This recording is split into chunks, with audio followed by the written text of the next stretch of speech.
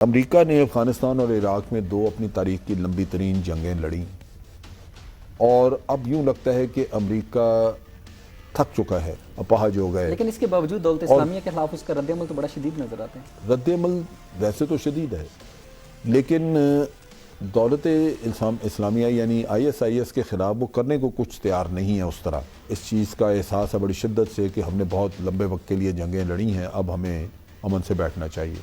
کیونکہ عراق اندرونی طور پہ خود ایک جنگ میں پھنسا ہوا تھا، شیعہ سنی فسادات میں، اور داعش اس فساد کے اندر سے اچانک ابھری اور انہوں نے اس کو موقع مل گیا. پیرس کے اندر جو پرتشدد واقعات ہوئے اس کے بعد وہاں پہ جو مسلمان ہیں ان کے خلاف کس طرح کا رد عمل سامنے ہے؟ عرصے کے بعد سال 2 سال بعد 4 سال بعد حالات بدل جائیں، بہتر ہو جائیں تو خوش قسمتی، ورنہ عموماً جب ایسی نفرت پھیلتی ہے تو وہ پھر چلتی ہے کافی عرصے تک. اقوام متحدہ کی سلامتی کونسل میں قرارداد متفقہ طور کے اوپر منظور کی گئی جس میں ان کے تمام ممالک سے کہا گیا کہ وہ دولت اسلامیہ کے خلاف جنگ کا حصہ بنے. تو آپ کیا سمجھتے ہیں کہ پاکستان کو کسی ایسے الائنس کا حصہ بننا چاہیے؟ دیکھیے، پاکستان کے بڑے مخصوص حالات ہیں.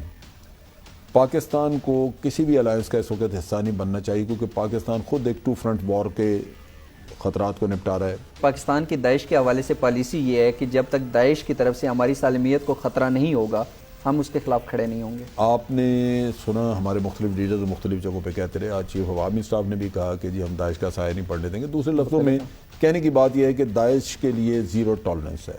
جو بات کی جاتی ہے کہ دولت اسلامیہ کے خلاف سارے اس جنگ کا حصہ بنیں، داعش کے خلاف جو ہے وہ اکٹھے ہو جائیں، یہ صرف اسی داعش اسی مخصوص لیول کے لیے بات کی جاتی ہے کہ جب داعش سے یورپ کو خطرہ ہوگا، جب فرانس کو خطرہ ہوگا، جب اس طرح کے ممالک کو خطرہ ہوگا. اگر یہی داعش کل کو افغانستان کی سرحد پر آئے اور پاکستان کے لیے خطرہ بن جائے تو کیا تب بھی یہ جو عالمی ممالک ہیں، جو دنیا کے دوسرے ممالک ہیں، یہ پاکستان کے ساتھ کھڑے ہوں گے داعش کے خلاف؟ یہی آگ امریکہ میں پہنچ جاتی ہے، وہاں بھی کوئی واقعہ ہو جاتا ہے داعش کی طرف سے، تو پھر تو قرآن مت جائے گا، پھر تو پاگلوں کی طرح امریکی بھی باہر نکل آئے. خدا نہ خواستہ افغانستان کی سرحد پہ آگے پاکستان کے خلاف ادھر کوئی فرق نہیں ادھر میرا نہیں خیال کہ یہ، کیونکہ پاکستان کو آپ نے دیکھا ہے کہ جتنی دہشت گردی پھیلی ہوئی تھی پاکستان میں، جس طرح افغانستان کے ادھر سے ہی سارا کچھ آیا نا.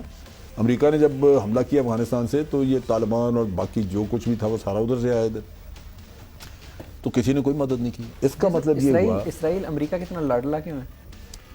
بات یہ ہے کہ امریکہ میں سم ہاؤ اسرائیل کا یہودیوں کا انفلوئنس بہت ہے، یہودی وہاں پہ بہت ہیں اور بڑی زبردست کی پوزیشنز میں ہیں معاشرے میں. داعش ایک سوچ کا نام ہے. داعش ایک ڈیفینیٹلی ایک آئیڈیا ہے.